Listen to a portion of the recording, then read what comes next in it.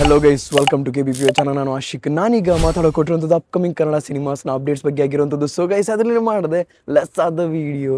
Okay, ಈಗ ಮೊದಲನೇದಾಗಿ ಮಾತಾಡೋದಾದರೆ ನೋಡಿ, ನಮಗೆ 45 ಸಿನಿಮಾ ಯಾವಾಗ ಬರುತ್ತೆ ಅಂತ ಎಲ್ಲರಿಗೂ ಗೊತ್ತಿರೋಂಥ ವಿಷಯ ಆಗಿರೋದು. ಅದರ ಟ್ರೈಲರ್ ಏನಿದೆ ಡಿಸೆಂಬರ್ 15ಗೆ ಅಂತ ಹೇಳ್ಬಿಟ್ಟು ಅಫಿಷಿಯಲ್ ಆಗಿ ಬಂದಿರುವಂಥ ವಿಷಯ ಆಗಿರುವಂಥದ್ದು. ಆ್ಯಂಡ್ ಈಗಲೂ ಕೂಡ ಇಂಥ ಪೋಸ್ಟರ್ ಎಲ್ಲ ನೋಡಿದ ಮೇಲೂ ಕೂಡ ನಿಮ್ಗೆ ಇನ್ನೂ ಕಡೆಗಣಿಸ್ಬೇಕು ಅಂತ ಅನ್ನಿಸ್ತಾ ಇದೆಯಾ? ಈ ಒಂದು ಸಿನಿಮಾನ ಅಷ್ಟೊಂದು ಏನು ಚೆನ್ನಾಗಿರಲ್ಲ ಅಂತ ಅಂದ್ಕೊಳ್ಳೋಕೆ ಯೋಚನೆ ಮಾಡ್ತಾ ಇದ್ದೀರಾ? ಯಾಕೆಂದರೆ ನಾನಂತೂ ಇದನ್ನು ಒಂದು ಎಕ್ಸ್ಪೆರಿಮೆಂಟಲ್ ಸಿನಿಮಾಗಿ ನೋಡ್ತಿರೋವಂಥದ್ದು. ಇದು ತುಂಬಾ ಸಕ್ಸಸ್ ಆಗುತ್ತೆ, ನಮ್ಮ ಕನ್ನಡ ಇಂಡಸ್ಟ್ರಿಲಿ ಹೊಸ ಹಿಸ್ಟ್ರಿನೇ ಕ್ರಿಯೇಟ್ ಮಾಡುತ್ತೆ ಅಂತಲೇ ಹೇಳ್ಬೋದು. ಹೇಳೋದಕ್ಕಾಗಲ್ಲ, ಯಾಕೆಂದರೆ ಸ್ಟೋರಿ ವೈಸೇ ಇರುವಂಥದ್ದು. ಹಾಗೆಯೇ ಈಗ ಎರಡನೇ ವಿಷಯ ಬಂದರೆ ಮಾರ್ಕ್ ಸಿನಿಮಾದ ಬಗ್ಗೆ ಆಗಿರುವಂಥದ್ದು. ಮಾರ್ಕ್ ಸಿನಿಮಾದ ಸೆಕೆಂಡ್ ಸಿಂಗಲ್ ಸಾಂಗ್ ಏನಿದೆ ಇದೇ ವೀಕಲ್ಲಿ ಬರುತ್ತೆ. ಈ ವೀಕ್ ಬಂದು ಸೆಕೆಂಡ್ ಸಿಂಗಲ್ ಸಾಂಗ್ದೇ ಆಗಿರುವಂಥದ್ದು.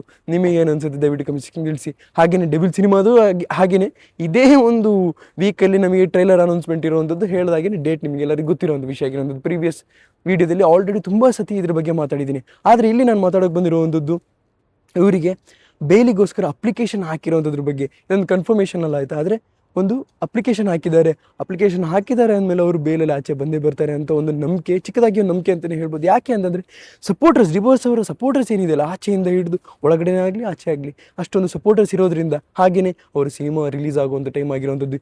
ಈ ಟೈಮಲ್ಲಿ ಅವರ ಫ್ಯಾನ್ಸ್ ಇದನ್ನೇ ಎಕ್ಸ್ಪೆಕ್ಟ್ ಮಾಡೋವಂಥದ್ದು ಕೂಡ. ನಿಮಗೇನಿಸುತ್ತೆ ದಯವಿಟ್ಟು ಕಮೆಂಟ್ ತಿಳಿಸಿ. ಯಾಕೆಂದರೆ ಈ ಒಂದು ಸಿನಿಮಾದ ಅನೌನ್ಸ್ಮೆಂಟ್ ವೀಕ್ ಅಂತ ಹೇಳ್ಬಿಟ್ಟು ಅಫಿಷಿಯಲಿ ಟೀಮ್ ಕಡೆಯಿಂದನೇ ಹೇಳಿದ್ದಾರೆ ಅಂತಲೇ ಹೇಳ್ಬೋದು.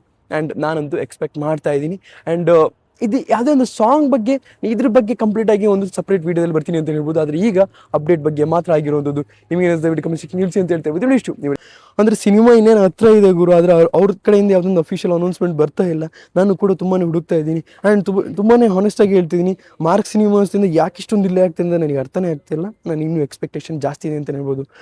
Piece out.